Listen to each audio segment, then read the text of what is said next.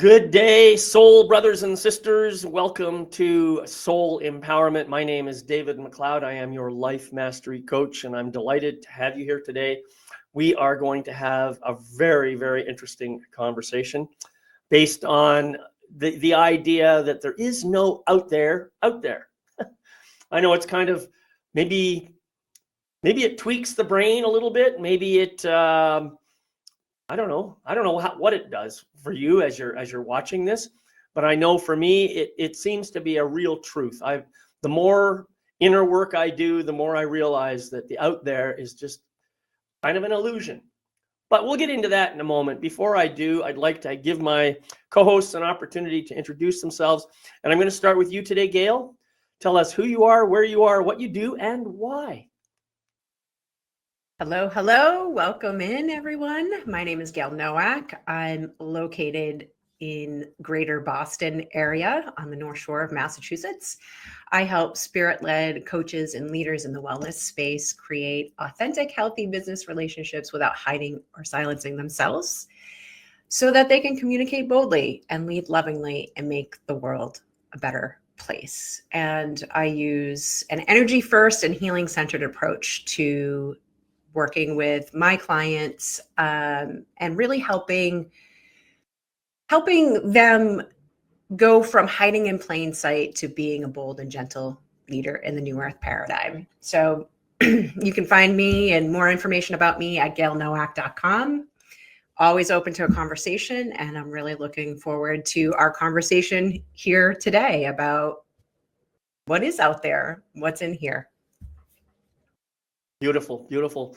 Thank you, Gail, for that. And I just love the idea that you're doing things to help people become more visible to the world, because that's what we need. We need visible, heart-centered leadership. So thank you for doing all that you do. Mm-hmm. So Scott, tell us who you are, where you are, what you do, and why. Interesting. So I'm on the opposite end of Boston from Gail. I'm on the South Shore of Massachusetts, and I lead professional men and women on their soul journey. The healing journey is when I first took over my own journey, it was out there. I always looked outside myself. And what I realized was everything came from here. And I help people find that spot within themselves, that soul space within themselves, in order to be seen as, much like Gail has said, but also to be truer to why they were brought into this world, onto this earth, and the contract that they have signed up for this human existence. And I'm sure that within this discussion, we're going to get into a lot of these aspects. Yeah, beautiful. Well, thank you for that, Scott. And I just saw an email from Sarah. She's having some problems signing in. And yes, Gail, she had the same problem you did. I've responded to her. Hopefully she will join us in a few minutes. And we will continue for the time being without her until she gets here. So, yeah, this topic, there is no out there. I remember when we were having our conversation, and I think it was just Gail and me at the time. It was a pretty deep conversation. It went on for quite a while. And we were talking about, in previous episodes, we have alluded to the idea of projection and what it really means. And in the course of that discussion, we came up with this theme, this idea of there is no out there. And I think I'd like to start this today because in my experience, what I have learned over the course of time is, well, and I'm sure you have all experienced this too, the human brain is not really capable of telling the difference between a real experience and an imagined experience. Science has demonstrated this in many, many different ways. And it's pretty strange that's the case. But so what it really means is that our brains can be stimulated to give a certain kind of response, even without, our sense of touch, our sense of smell, our sense of taste, or our sense of hearing. Hello, Sarah. I'm glad you could finally make it. I'm sorry for the screw up on the page. I will explain what happened later. For now, I'm glad you're here, and we've just gotten started. No, I'm here. That's the most important thing. Yeah.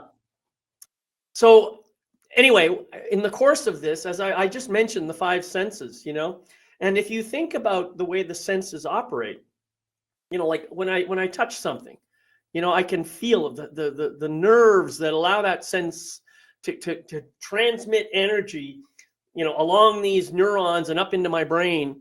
They are so sensitive. And think about how sensitive your fingers are, just those alone. I mean, you can feel something thinner than a human hair. That's how sensitive they are. But the point I'm trying to make is, when you feel something, I reach out and say, touch something out here in front of me, or even my coffee cup, right? In my perception, the coffee cup seems out here, right? But because of the way science works, science could stimulate the right neurons, and I could believe that there's a coffee cup there that doesn't even exist. The same is true of all of our other senses. When you think about what you see things, and we see like millions of things happening simultaneously. I mean, assuming you have the power of sight still, but we see all these things happening all the time. Imagine just how much data there is that's coming in through the eyes and being processed by the brain. And yet somehow, in the course of that processing, we make the conclusion, oh, this thing I'm seeing is out there. Again, science could stimulate the brain in just the right way to make you believe something is out there that doesn't even exist. So my point of all of this is that ultimately, all the things that we imagine are actually out there are really only in existence within the context of our perception and our consciousness and our awareness. They may not even exist. And that's really where this topic title comes from and where the idea comes from. And so I just wanted to set the stage, and now I'm going to open the floor, and I can see Sarah, she's she's ready to go. So I'm just going to open the floor, see what people say. All right, I am going to start. It's just like, we're basically told, actually, nothing's real. And I don't know whether you've ever had the sense, and it happens to me quite regularly. I can be somewhere and I can look at the floor, and it seems to be sort of moving as if it isn't actually there. It's not actually real, which is quite a strange sensation. But I've obviously got this inner awareness that actually none of this is real. That wall right at the side of me is not real, but you can hear me hit it. It's not there. But to get this sensation with the floor, and it looks as, ever watch Star Trek, the holodeck? Oh yeah. That's not real. They're in a thing that isn't real. And then they have those glitches where bits of it seem to disappear and whatever. I suppose it's a little bit like that sensation of looking at the floor. Right. And so are we open to the fact that this is all about the human imagination? We are here to have the experience. We have been given everything to have that experience. But actually, it and our physical being isn't real. What is real is that very core of ourselves, which is our soul, our spirit, whatever you wish to call it. Right. But we're here to know that that is solid, that is solid, the floor is solid, that we're not just going to suddenly drop into space, which is that real. Right. When you mentioned about the floor moving, you brought up for me a memory of, I'm sure everybody's experienced one of these. You go to a fair or something like that, and you have these artists who are so skilled at creating these three-dimensional drawings, and they put them on the sidewalk, and you walk up to and say, oh my God, there's a hole in the sidewalk. And of course, it's not really a hole in the sidewalk at all. It's an optical illusion. which only goes to prove how easy it is to fool the mind, to fool your awareness, to trick you into believing one thing that isn't true, while pretending that the other thing that supposedly is true is true. Do you see what I'm saying? So maybe the sidewalk isn't really there either, even when they paint on it. Anyway, Gail, Mirages. Scott, who would like to go next? Oh, sorry, go ahead, sir. Right. I didn't catch that. Mirages. Yeah, mirages, yep.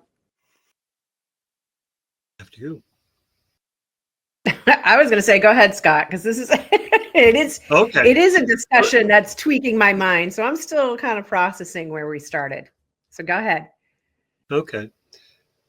So I was thinking about the out there, and those of us who've gone through meditation, those of us who've had a guided meditation, and the meditations that I've been on, and you can see alternate worlds, you can see alternate spaces, you can be brought to a place that doesn't exist, and in your mind's eye, you can see and imagine and feel and experience while sitting in a chair or sitting cross-legged on the floor.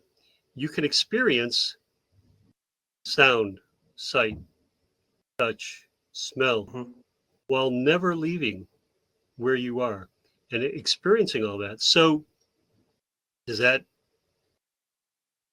alternate reality real? Is that what, because the experience is just as real as if you had, walked into the grocery store and picked up a lemon and smelled it. The experience in your mind's eye is exactly the same. And I'm sure we'll get into this about, about dimensions and about where we are and how we are and what we actually look like and what we actually are. So the out there and all the journeys that we've done, it always comes back to here. When you find that place within yourself, that's kind of the anchor. Everything else can change. Our reality, however we are living, however we, when we make up our minds that we like the color blue, or we like colonial furniture, or we like steak and potatoes. All of that is processed and through the brain. I love this. I like that. I like that, for whatever the reason is. And we manifest that within our homes, within our life. And we could have so many other choices. And our reality could look so very, very different, whether it's through our connections or in relationships, or our connections with the outside world, the 3D that we can physically touch. And who makes up the rules, by the way? That's what I want to know. I want to know who they are. Well, they are we. They are I. They are I've said this before, and I'll say it again. I am convinced that there is no you, there is no he, she, or they. There is only I, the grand I of all existence, the all that is, everything. And each of us in our, I'm now contradicting myself here by referring to us as if we are separate beings, but we're all unique individuations of that same consciousness. And we're unique in the sense that we have if you look on the screen, you see 4 apparently different people, right? And yet we are all emanating out of the same consciousness. So why do we look the way we do? Some people say, well, that's DNA. Well, maybe, I don't know. Maybe it's us. Maybe it's I choosing to look this way for some brief period of time in order to have a brief experience. As Sarah was saying, everything that I have in my world is perfect for the kind of experience I need in my life. So when I say that only I exist, I mean, and when I also say uh, um, because science is able to demonstrate that you can't tell the difference between what's imagined and what's real. Well, how do I know that any of you is actually real? And then when I get to that question, I go a step further and I say, well, if that's the case, then how do I know I am real? And this is where the brain really starts to flip and flop, and because none of it makes sense in the logical mind. And yet it all makes perfect sense in the spiritual mind. And that's been my experience. Your mileage may vary, but anyway, I just wanted to say that. And Gail, I'm dying to hear what you have to say. Yeah. So what is real? I think that this word real is, like many words in our language, is limiting. It's so limiting because we all have a general collective agreement around what that experience of real is. And in the lens of this discussion, I feel like words that talk about meaning or truth or physicality is actually a better way to describe real. So Sarah, you talked about the floor kind of, I've had those experiences too, where it's like, wait, what's happening here? Right. But generally speaking, we go through our day, or right. I have this thing behind me. I'm looking at a computer. I'm hearing the construction outside my window. Again, to your point about the sensory experience that collectively we all have. Mm-hmm.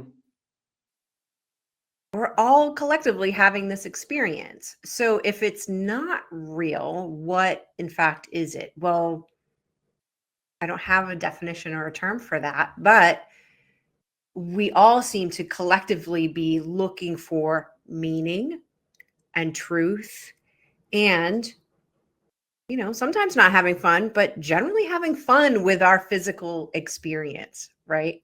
So even if we're coming from the all one, or the all I, right? And we have those differentiating qualities about us, and also like great variety. It's making me think of this story this book that my kids had about Spookily the Square Pumpkin. And there's a line in there that I use all the time that says, "Oh, what a garden variety makes." Right? So if we truly are, David, what you're suggesting, we're all one, and we're each a spark of that, and having different experiences of that, then it does sort of make sense in a way that we would be different. Yeah. Because how boring would it be if we were all having the same experience? So this is a really challenging, I'm finding this to be a really challenging topic just for myself, but I can appreciate how it's a challenging topic for most people, because we are so embedded in the 3D, in our physical experience. And yet when you meditate, Scott, for example, or you're working with energy, or you're leaning more into your spiritual self, you start to have experiences that are beyond this physical plane. Mm-hmm. And that to me is an indication of like, is that real? Like, I've had many experiences where I can't explain it, and I've asked the question, was that real, or was that just something that I made up in my head? Is it both? Is it, what is it? So I think we can all agree that we're experiencing something. And whether or not it's real or an illusion or something in between, in some ways, I feel like it doesn't matter. It's kind of like, what meaning do we take out of it? How do we want to have that experience? Yeah, this is great. You brought up some amazing points. I would just like to touch on your question about what's real. You know, the idea of reality, or and to go even a step further and call it an objective reality, I think there is no such thing as objective reality, because there has to be some kind of consciousness present to be aware of the reality, which means that it's no longer objective. So that's just my theory. If there is no consciousness to experience whatever supposed reality there is, then is there any reality at all? That's the first question. This is obviously a deeply philosophical one, and I'm sure that all kinds of people can, you know, it's like saying if a tree falls in the forest and nobody's there to hear it, does it make a sound? Well, I think, you know, there's all kinds of arguments for and against. You could say yes, you could say no. You can prove it either way. But my point is, in the absence of awareness, in the absence of consciousness, does anything exist? So the idea of reality somehow implies a consciousness that's capable of experiencing that, whatever that reality is, right? Now, the other thing that you mentioned, oh my goodness, and I forgot. I had this great thought that I was going to say, and it's gone now, so it's irrelevant. So I'm going to shut up and someone else can speak. I'd like to go back to the meditation, because the very first time I went to my healing pool in meditation, and it was up in the mountains, and it was a pool in the mountains, but I dove in and I found myself being able to breathe underwater, being in the oceans and swimming with whales and dolphins and everything. There are no restrictions, and I fly off planet so many times. Yeah. There are no restrictions within meditation. I think the thing is, we've chosen to have this physical experience, to experience it as a reality, so that we can put names to things, so that we can potentially be able to grasp an understanding with the human mind. But we're so much more than that. But the human mind, how easy does that find to grasp that? You know, so many of us now just say, okay, fine. We are a spirit, a soul, whatever you want to call it, having a physical experience. You know, this meat-covered skeleton is just our outer layer that's housing that soul spirit, that to me is our connection to that is our heart. We're housing that for us to be able to have this experience that our soul has chosen to have. Every experience, whether we consider it good or bad, is something we have chosen. And it's up to each of us how much bad energy we put into things and how much good energy we put into things, how we choose to experience it. Do we make it worse than it has to be, or can we make it better? We have plenty of choices, but there are things that we have agreed to, because that is what our soul has chosen. There are also, and we've had those experiences, even though for so many of us, our soul has agreed to be here at this time. We've had many, many experiences where we've had no choice but to come down and have experiences. Oh, I say down, but you know, across, up, whatever you want to call it. Come here. How many experiences, if you want to take it right out there, have we had in other dimensions, other planets, other universes? This isn't our solitary only thing about us. Mm-hmm. How open do we wish to be? And is it just all, not just in our hearts, but right there inside our souls? But our soul is that spark that is part of the whole, the I am. So there is one solitary being that we are a tiny aspect of, choosing to have these mass experiences. And that is a lot for our brains to get around. So is it a matter of just being accepting of the fact, yeah, this is all an illusion, but we're here to feel, to see, to hear, to experience. So why don't we just make the most of it? Scott. Wow, I love that, because I was going to bring the same thing up. For those of you who've done either past life regression or through meditation or any of that, traveling without your body, astral projection, or in my case, I was brought to previous existence on another planet. Never thought it was possible, never dreamed of it.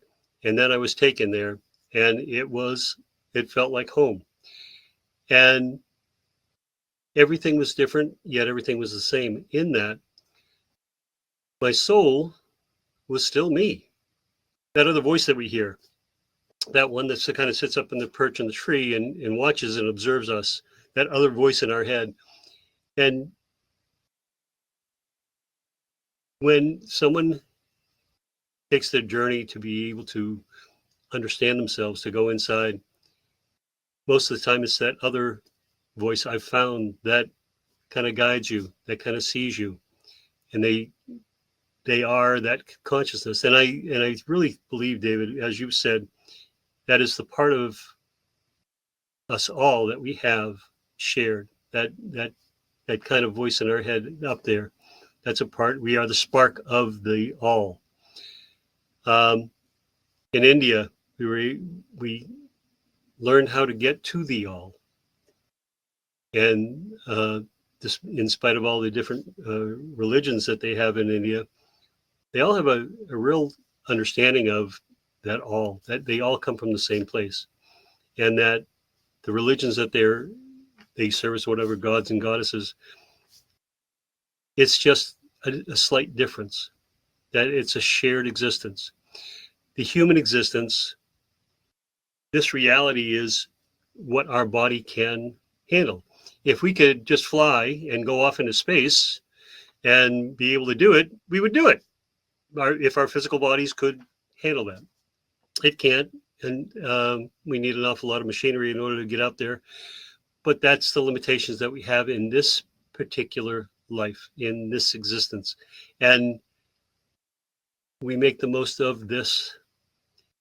And until the next time, until that next time that we inhabit another form, however that is.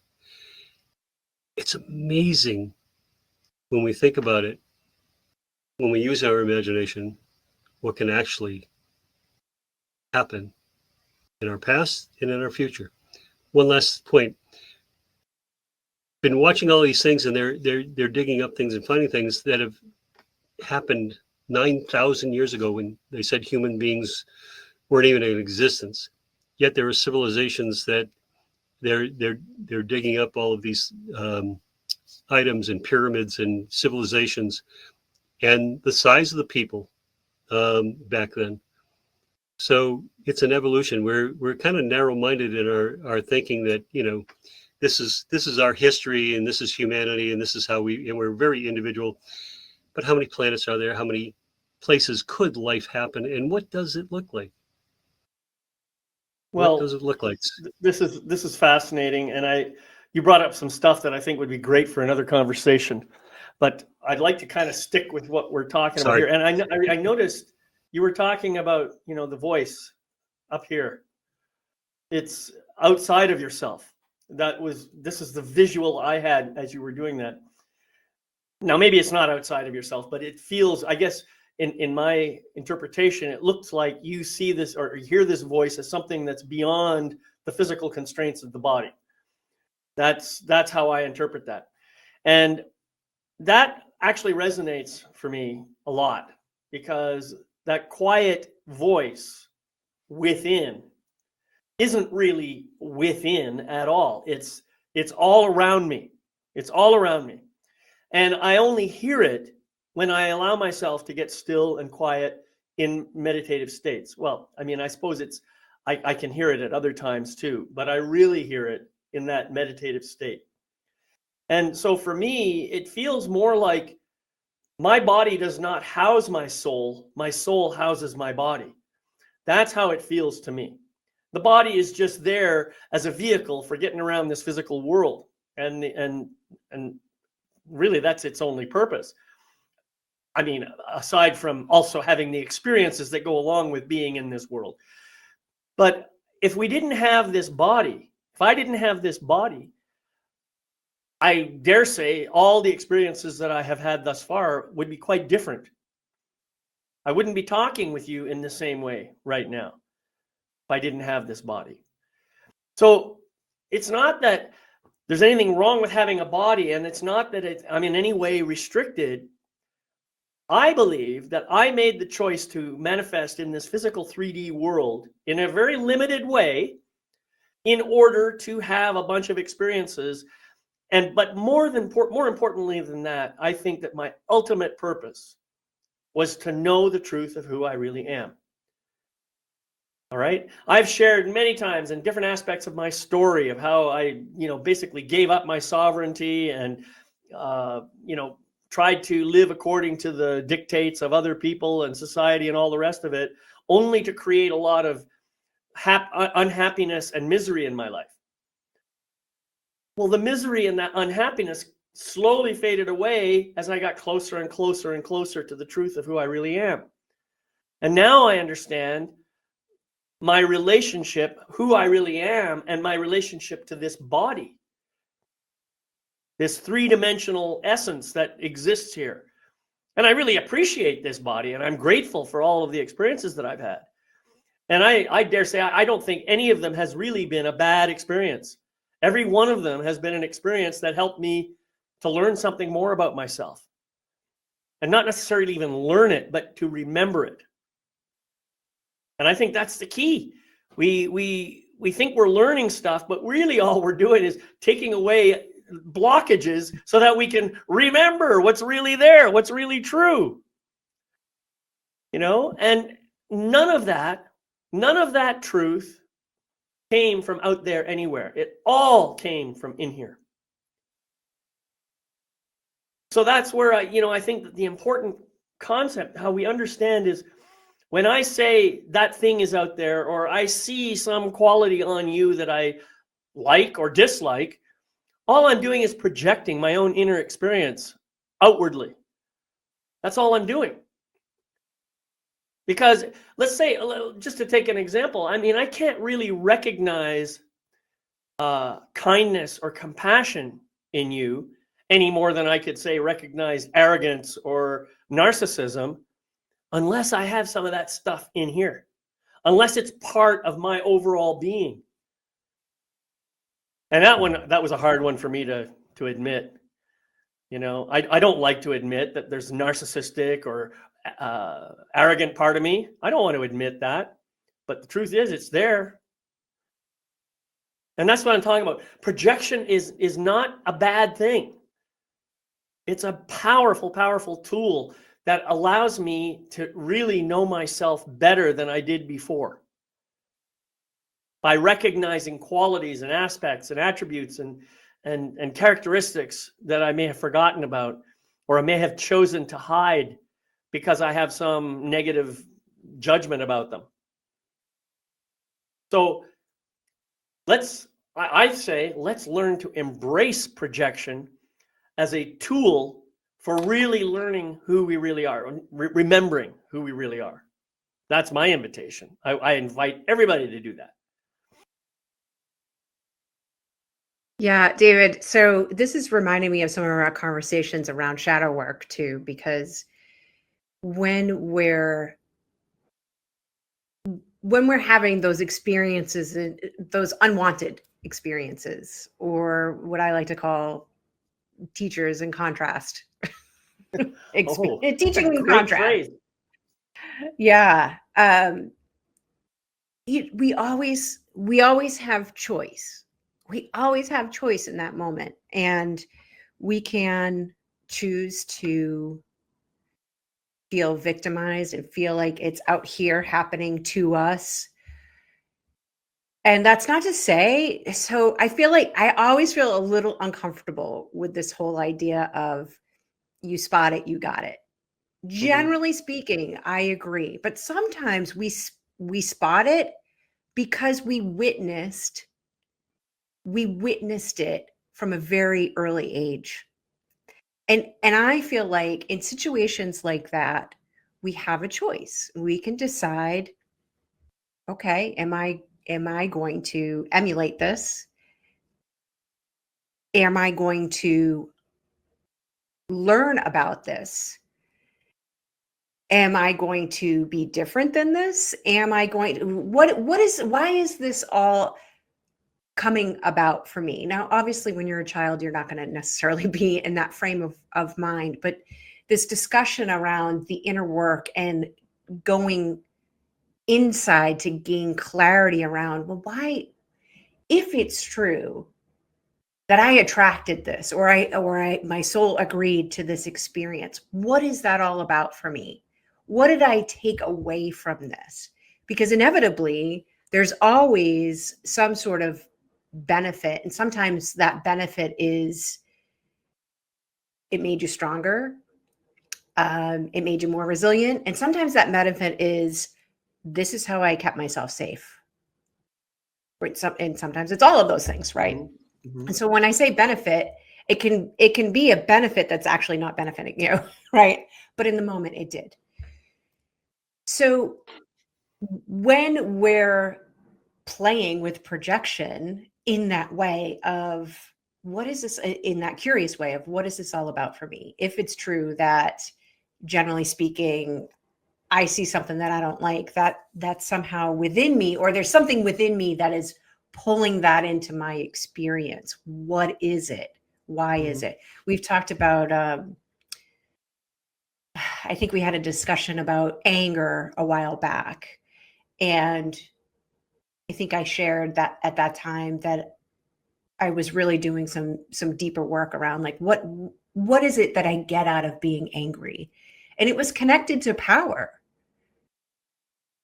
When I get angry, I feel powerful. It's a catalyzing emotion, right?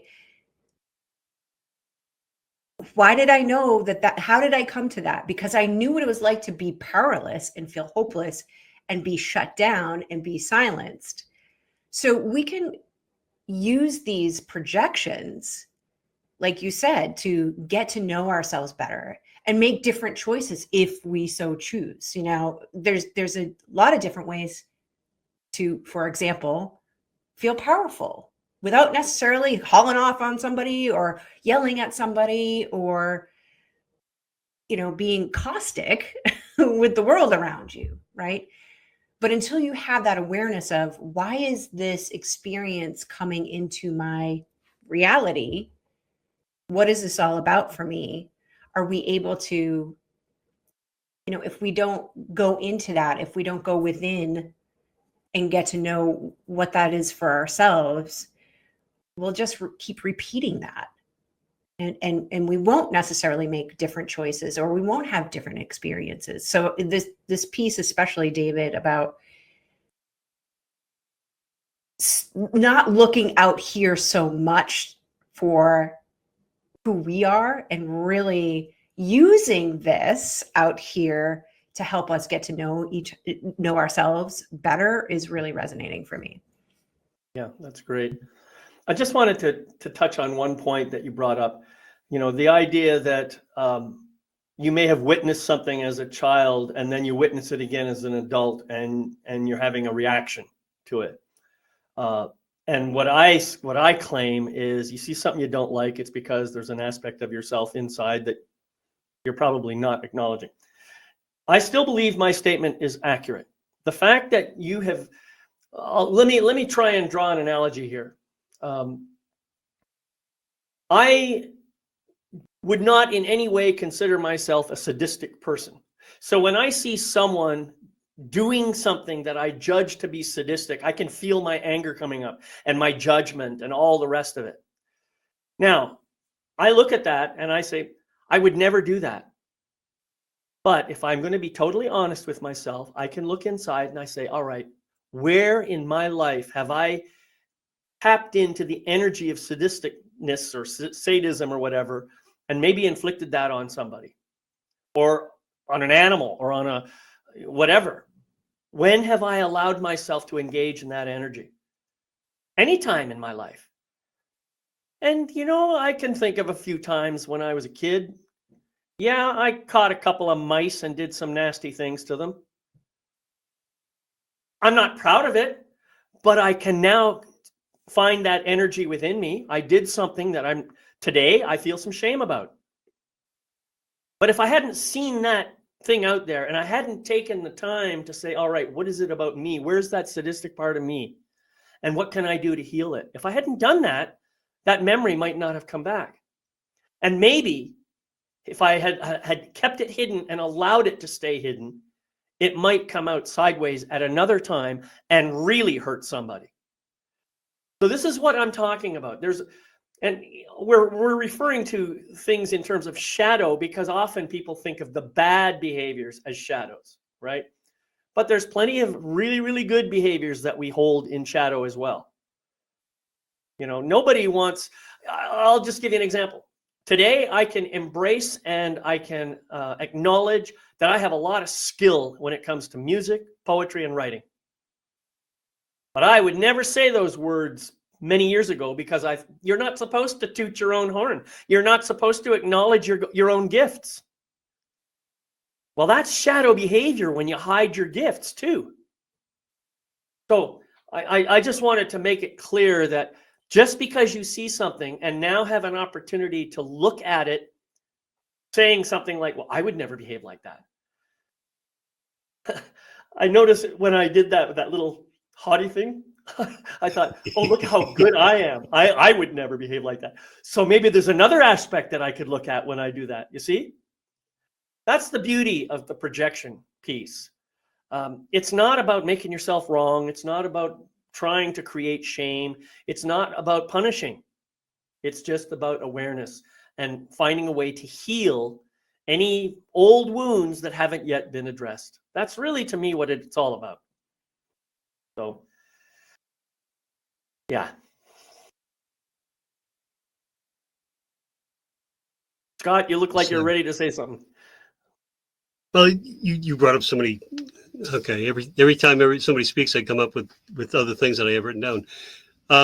But you talk about the projection, and a lot of times when people go through things that are they deem negative, there is an isolation to their feelings. They feel like they are the only ones that are probably going through this or feeling that they are the only ones that, you know, it's very isolating. And for anybody who's gone through those times in their life, everything gets very, very small. You're right here. And in dealing with people in walking them through their journey, and when they open up, you realize everybody has had those feelings, whether it was they had a similar trauma or not. But there are these feelings, these universal feelings that we've all experienced, and that it is not so isolating, that everything is really, in this experience that we have as a human being, is there. Sadistic, yes, you know, pulling the wings off a fly, or, you know, we as kids we've all kind of seen those different aspects. Having all of those experiences in growing up, whether positive or negative, but we have that shared existence, and there is that consciousness that we all share, and that this existence has, because we have limitations. Let's physically, we have limitations when it comes to galactic entities. We are probably one of the smaller species with the least amount of energy. as I've been told by people who star travel all the time, and they tell me about all these different races of beings. And with that limitation, though, we are unlimited in our ability to imagine, and in our spirit to be able to travel and to be able to experience. And that is, I think, in my experience, it's been knowing that other people have gone through what I've gone through. There's a comfort in that, in knowing that other people have done it, come out on the other side. And it allowed me to have the strength to be able to kind of walk through life that way too. And it wasn't as limiting. So the more open we are, the more present we are, the more understanding we are of ourselves, the compassion that we show for ourselves and the people around us, it makes that much more sense to have that compassion shown daily. We all seem to do that. On this panel, some of the most compassionate, honest, vulnerable people that I know are sitting on this panel, and they are able to guide other people to find that same thing in their life, that joy, that happiness, that acceptance of this existence. So it's not out there, it's always right here. Everything's Right. very close. Yeah, beautiful. Thank you. Sarah. The thought that's been going through my head, and as you sort of been talking, and I was thinking about the films that we watched as children, and so many of those were the cowboys and Indians films, Mm-hmm. and the bent that it was the Indians that were always at fault, and it was the cowboys that were the good guys. Right. Until I was blessed to spend a week with the Nez Perce in Idaho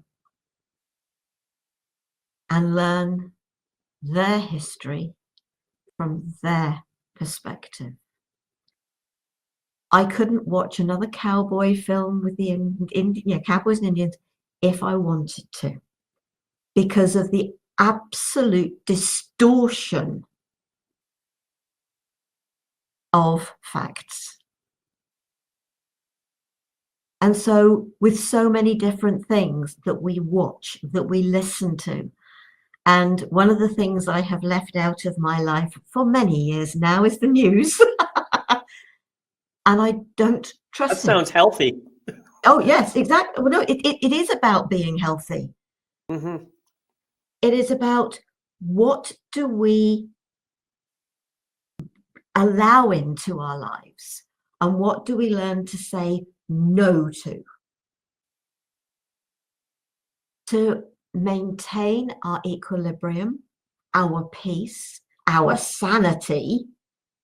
Throughout COVID, I was being told everything by everybody else, but I did not listen to any of it.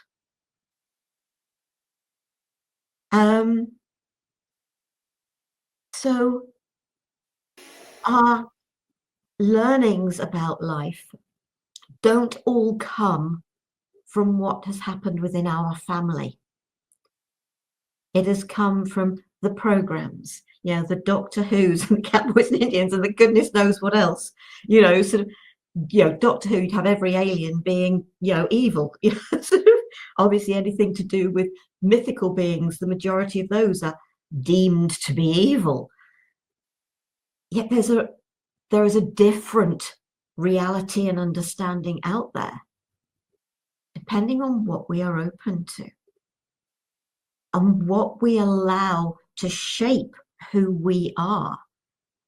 And it was literally in 2005 when I got to spend that week with them and learn their history and how it all came about just over 200 years ago now with Lewis and Clark and what happened.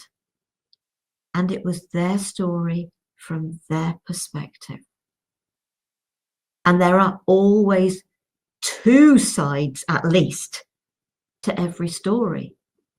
You talk about projection, but there's also perception.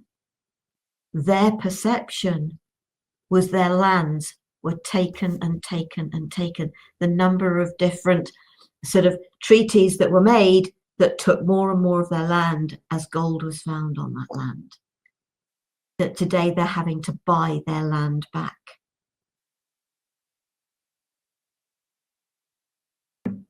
So to experience and learn about the other side of the story, because there are always two sides to every story.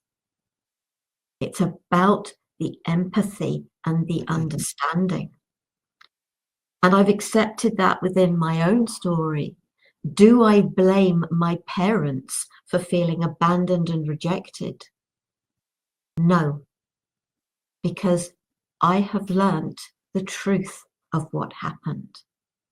It was the system and circumstances, not the choice of my parents. I do not blame them as an adult. The understanding of the child is something totally different, because you cannot explain to a 1-year-old what is actually going on. And that is why the system has changed. So it's opening up to the fact that what is our reality is from our understanding of what happened. However, our understanding may not have the full story. Right. I think that there's a lot of truth in what you say. One of the things that we've witnessed through history, through human history anyway, I can't speak for galactic history. There may be some other things that I don't know about, but it seems that we have one group of people conquering another group of people, and this happens over and over and over and over and over again, thousands upon thousands of times. And the interesting thing about that is whoever does the conquering is the one who writes the history. And there's a lot of our history that I think is distorted, because the victors were the ones who wrote the books. So we could pick any topic. You happen to mention the Indians in Idaho. Well, what about the Romans and who they conquered? How about all the people that were, I won't say victimized, but who became the slaves of the Romans as a result of, or how about all the African nations, even today, that are fighting amongst themselves, one conquering the other and putting the other into slavery? I mean, it's happening all the time. We're living in a world that really, if you think about it objectively, if you can do so, it's difficult to be objective about this, as I mentioned earlier. But my point is, if you just think about it, I would have to say that most of our world is living at a pretty low level of vibration. And it's only because people like us have taken the time to look within and to try and do our own work and make a conscious effort to elevate our vibration. I think and there's many, many thousands, millions of people like us who are doing this work. I think in some way we are offsetting the negative energy enough to prevent worldwide catastrophe. And if we can get more people to watch this video and other videos like it, we can help them to elevate themselves out of that low level vibration and start to raise their energy up. And who knows what can happen then? Maybe we can get to a point where the kinds of things that Sarah just described will never happen again. Wouldn't that be nice? Where we find a way to live together and to acknowledge each other's cultures and heritages and histories and just to love each other in spite of our perceived differences, or maybe because of them. I don't know. Just a thought, something that I hope to achieve in my lifetime is, if I can raise, I don't know what the scale is, but if I can raise the world level of consciousness by just 1 point, I will be happy.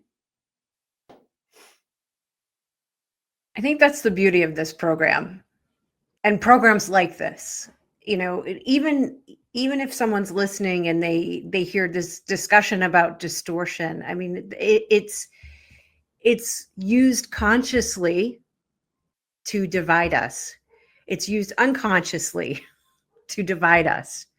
And so simply having an awareness that distortion exists, it's used, and we have a responsibility as conscious human beings to ask those questions.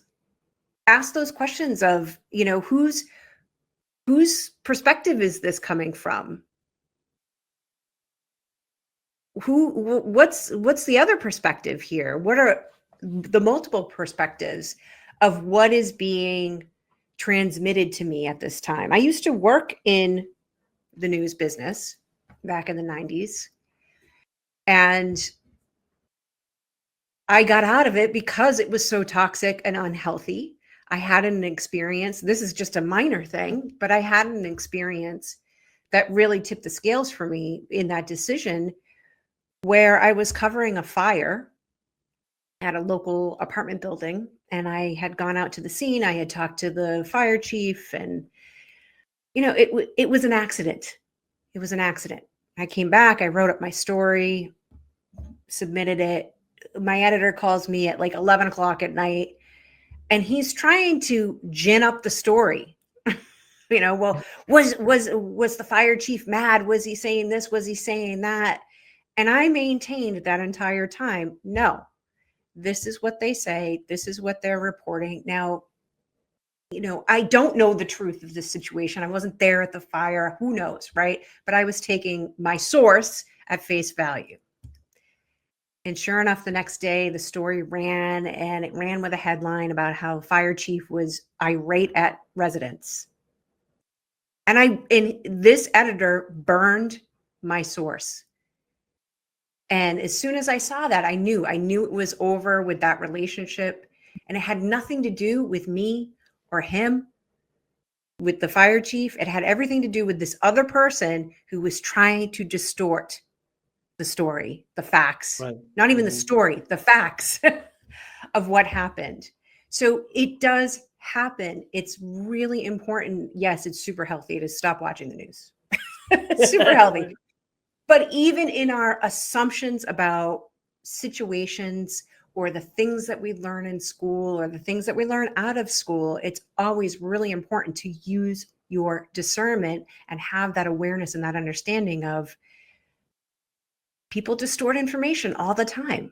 I took a class in college, and our textbook was how to lie with statistics. You know, so we need to be, they talk about being a savvy consumer. We need to be savvy consumers of information as well. Right. I know that's getting a little off topic, but I Well, did wait want a to minute. No, it's not. that. It's not, because I'm glad first of all, Sarah, I'm glad you brought up the news that you do that. And Gail, I'm glad you brought up your experience with, you know, being a journalist.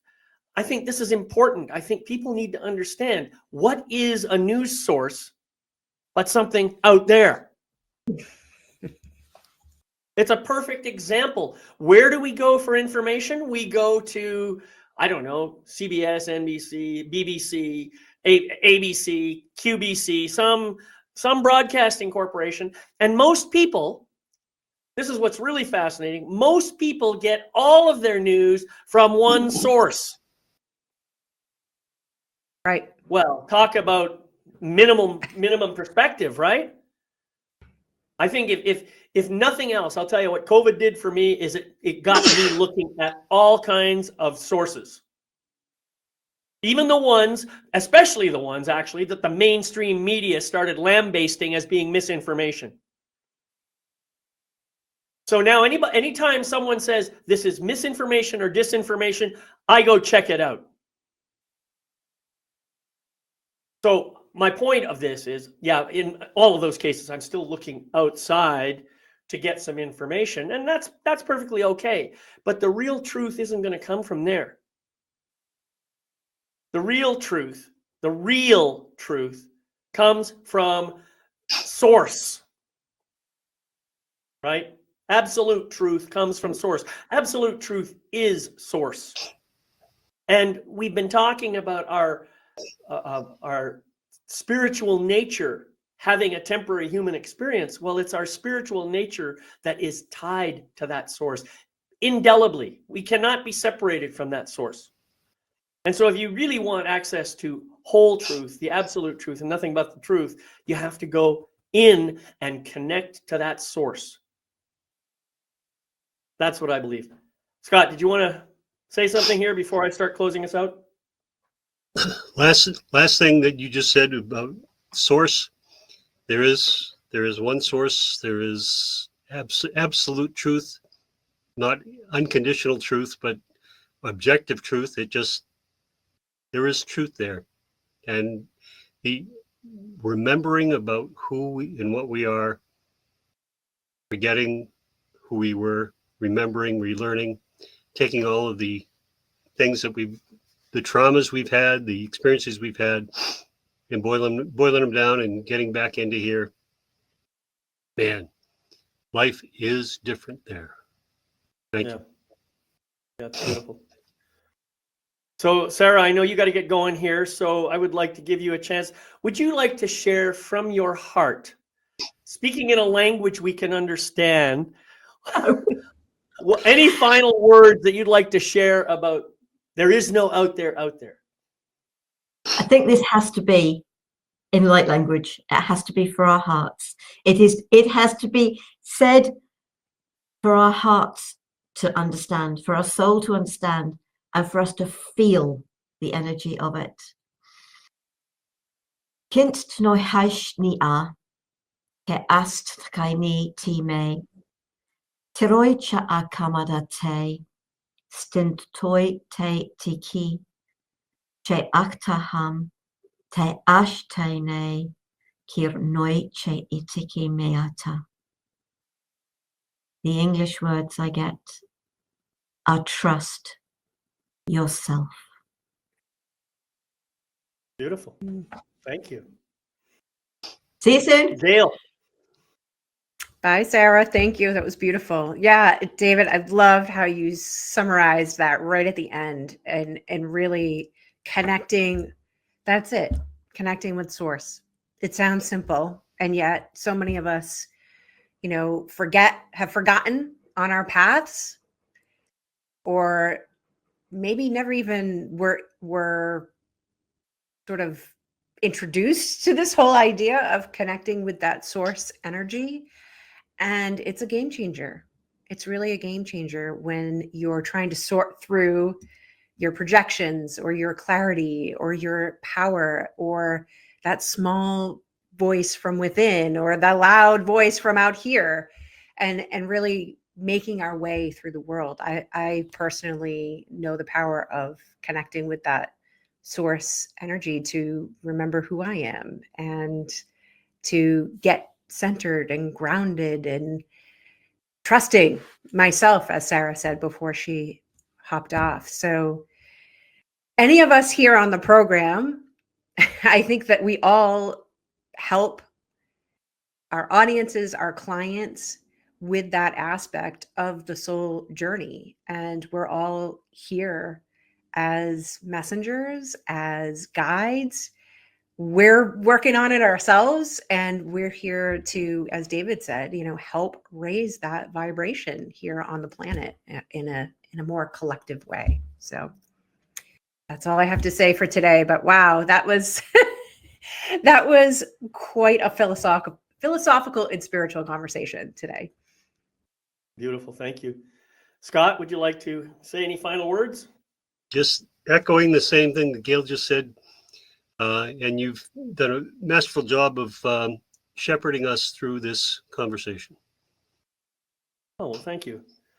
And thank you both for being here. Thank you, Sarah, as well, for being here. And thank all of you for watching the recording and for being present on this channel. Remember, I have recordings of this and every other episode of Soul Empowerment on my website at Your Life Mastery Coach. So please go and check them all out over there. And I like to just share that I wish you love, light, and blessings on your continuing journey. And I'll see you next time. We'll all see you next time right here on Soul Empowerment. So bye-bye for now.